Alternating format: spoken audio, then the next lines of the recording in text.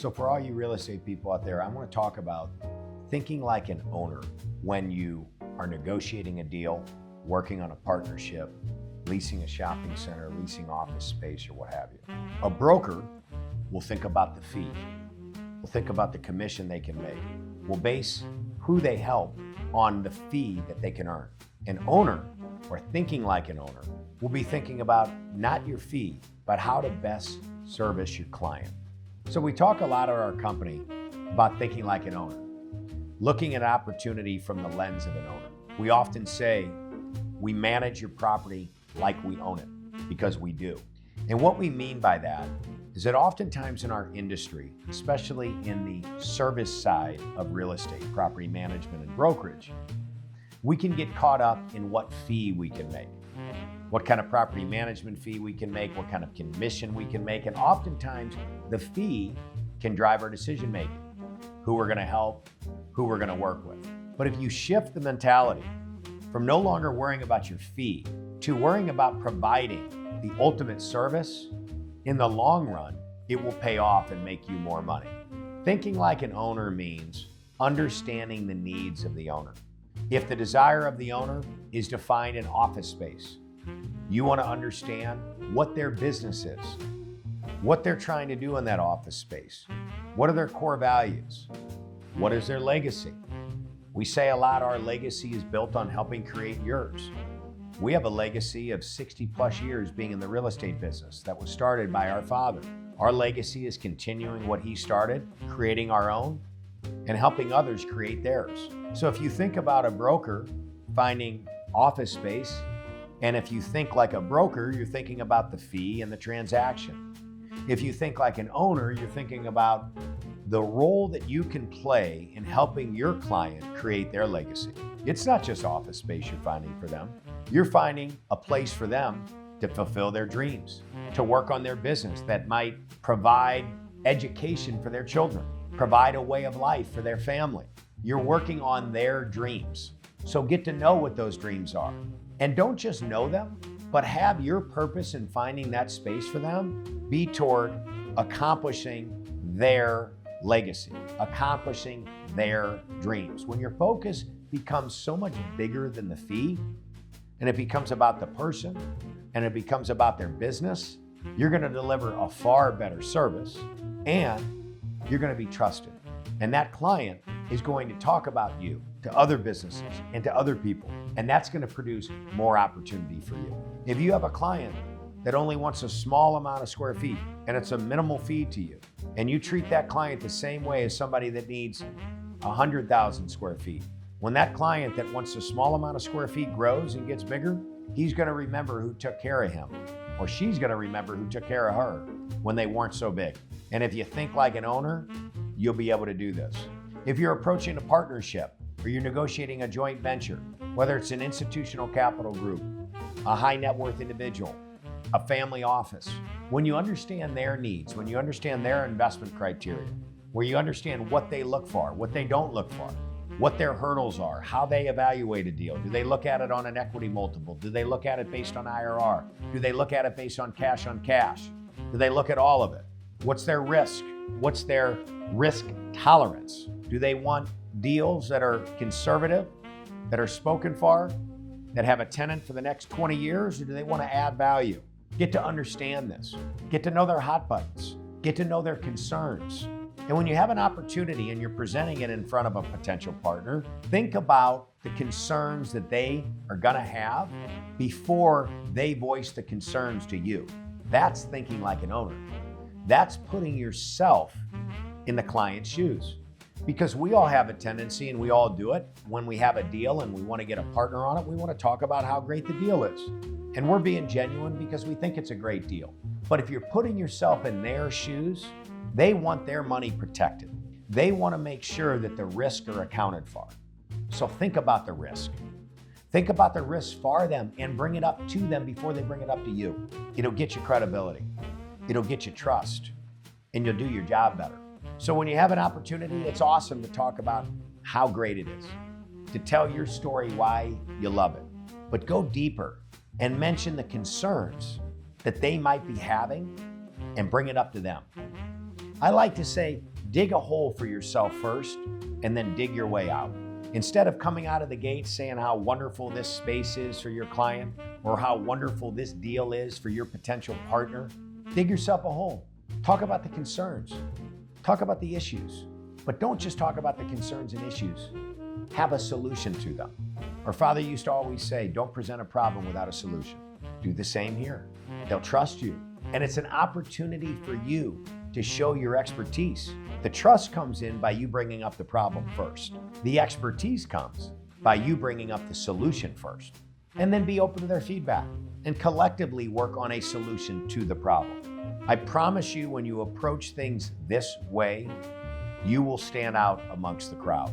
If you have a deal and you want a client of yours to look at the deal, to purchase the deal, and you shoot them an email, don't just send them the deal package. Think about it.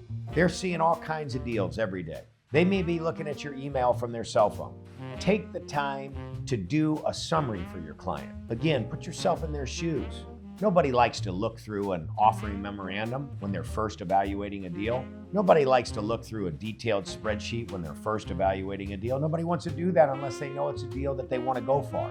So talk to them about it. Maybe send them an email that's one paragraph that lays out some reasons why you want to talk to them in detail about the opportunity. Show them that you vetted the opportunity, and not just vetted it, but vetted it with their needs in mind. When you get an opportunity to talk to a client, learn everything you can about them. Their risk tolerance, the sectors of real estate they like to go for, the deal size, the amount of equity they like to put into a deal, how much leverage they like to get on a deal, whether it's a value add deal or a conservative deal, their return thresholds, geographic restraints. Figure all that out. Pay attention. And when you send them an opportunity, before you talk about how great the opportunity is, lay out their hot buttons. It shows you listen. Say to them, hey, I got this deal and it meets your IRR hurdle. It's in the geographic location that you told me you wanted to be in. You mentioned that you have a low tolerance for risk. Here's why this deal is conservative and why we like it. I also want to tell you some of my concerns on it, but we have solutions to them. Let's talk further on this. Let me know if you're interested. That goes so much further than just shooting out an email with an offering memorandum attached and saying, take a look. I'd beg to say that 9 times out of 10, it's just going to get deleted anyway. So when you put yourself in the owner's shoes, in the client's shoes, and think on behalf of the client, you will win so many more opportunities. And it's frankly the way to be. The real estate business is a service business. Whether we're talking to a lender, whether we're talking to a user that wants to go into the real estate that we own, a partner that we want to invest with us, we're in the service business. If you're in property management and you're managing that asset, manage it from the eyes of the owner. Treat that asset as if it's your own. If you're nearby, drive that asset. Drive it weekly. Check up on it for the owner. I'll tell you something that goes a long way. If you're a property manager and on a weekend, you drive by the property that you're managing and you send your owner an email and just say, hey, I just want you to know I checked up on the property. It's looking great, maybe even with some pictures. You're going to build so much trust. And it's easy. 10 minutes, 15 minutes, 20 minutes, 30 minutes to drive by an asset. But what that is doing, it's caring about the property like it's yours. And when you care about the property like it's yours, your service is going to be so much better. When you care about the client like the money that you need them to invest in an opportunity is your money, you're going to be such a better partner and you're going to be so much more trusted. That's why we always say it's not just real estate. You're working with people. You're working with businesses. You're working with communities. If you go into a community to do a development, sit down with the city manager. Sit down with the mayor. Talk to the people in the community to see what they want to have there. Talk with the representatives of that community and see what they want. Really try to understand their needs. And look, if their needs and what they want there aren't realistic from an economic standpoint, meaning it doesn't make sense on paper, talk to them about it. Explain it to them. Find a middle ground of how you can have some of their needs incorporated into your plan so that it still makes economic sense, but you're also accomplishing some of their desires. I'll give you a story about putting yourself in the shoes of an owner. My father was in competition to get a piece of ground that was farmland. He wanted to develop it. He wanted to do a retail shopping center there. He had several other companies that were much bigger than him going for the same property. he went and visited with the woman who was an elderly woman who had a home on the property. And she was hesitant to sell the land because she had a lot of pride in her home because it was on the National Register, because it had been a home that had been around for a long period of time. My father sat with her in the home. He talked about her needs, her desires, her fears, her concerns. And from that meeting, he realized how special this home was for her. She wanted to sell, but she was conflicted. So he put himself in her shoes and he thought, if I were in her shoes and I had a home I really loved, I had memories that were built here, I didn't want to let go of it, but I knew I needed to sell the property, what would I do? And he came up with the idea of preserving the home and building the shopping center behind the home. Now, she wasn't going to live in it because they were selling the property. So he came up with the idea to have the home be a historical monument on the property and to have it almost like a museum, to preserve it exactly how it was, and to have people tour through the property to see what a historic home was like. He turned it into a treasure. She loved the idea and ended up going with my father on that development. And he built a beautiful shopping center, and her home sat up on a hill in front of the shopping center. And so he worked her desires into a plan that would ultimately be successful for himself, for the community, but also for this elderly woman. And that is a prime example of thinking like an owner, putting yourself in the shoes of the person that you're working with. And when you do this, it's genuine, it's authentic, it's heartfelt. And when you lead from the heart, you're leading from the right place. You're approaching everything from a place of love and care. And when you do that, everything you produce is going to be better. The outcome is going to be better. So if you think this is just all pie in the sky or whatever, it's not. It's actually good business. But you got to be genuine about it. You got to be intentional about it. You got to really care about their needs more than your own. And like I said before, you obviously need to make it a deal that makes sense. We're all in the business to be successful, to make money, to create long-term wealth. But it's not just about that.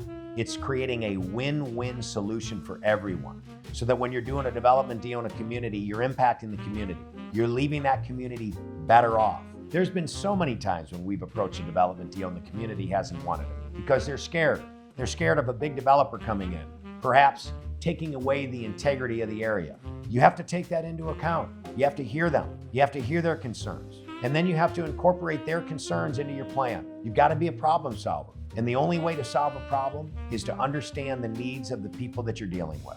And when you do that, you'll have a much stronger shot at a successful development, a successful lease, a successful partnership, a successful tenant rep account. We remind ourselves all the time about this, putting yourself in the shoes of the owner, managing a property as if you own it, representing a client as if their business is your business, partnering up with a partner and having their concerns be your concerns, thinking about their worries before they think about it and coming up with a solution. To me, that's fun. Winning together is fun, and it produces very lucrative results.